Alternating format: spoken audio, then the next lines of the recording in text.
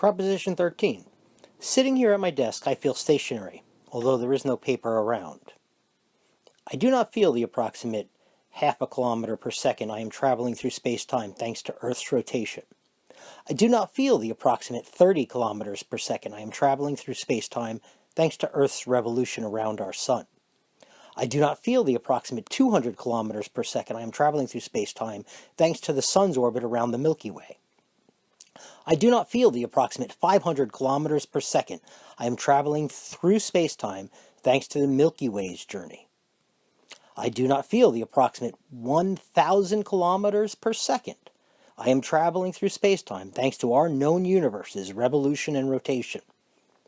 Each successive parent frame of reference can cause an increase in the relative velocity of our galaxy, our sun, our planet, and each of us.